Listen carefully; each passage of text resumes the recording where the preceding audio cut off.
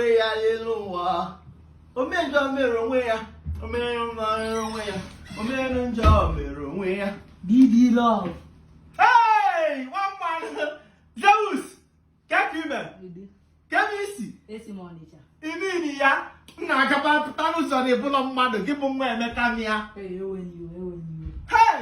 ịmakwa na nọ 2 months na China m na-ede gị na-akpọ gị reply your call me return my message. Too much message na-abata na phone. Mechie gị ọnụ ọ maka na m abụrụ ebi gị nwa nkwọfa ya mere njikpọ gị ihe niile mkpọ gị ana m ayọ gị ego. Ihe na-akpọkwanụ n'ebu ka ngoteli kamera mana o nwere mic ndị Yoruba na-adị na-eji eme vidio ọma mme gị na-asha ụtụ ka ihe ga-egotelu from ana m ayọ gị ego. Na Zeus anyị bido alịtọnụ kọlụ mmadụ kpọsịa gị efụsịa kọlụ fa nna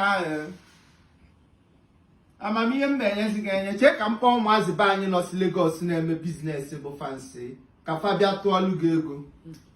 Ọ moto ka iji bịa ha ịma mbazikwa moto ọzọ na ọkwa celebrity anyị ka ebu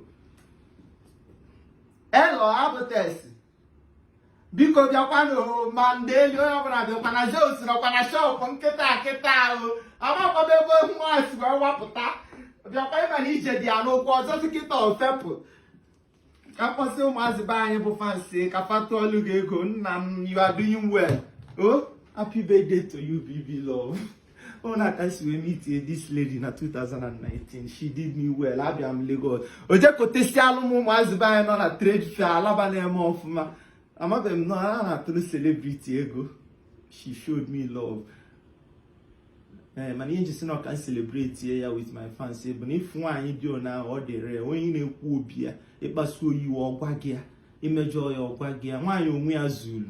That's life. So I want to kunu yellow maka ka celebrate BB Love. Maka ọ bụ na m bụ nwaanyị mma na-eme ona BB Love si na like me ka o si like amas Zeus. So biko ka celebrate BB Love.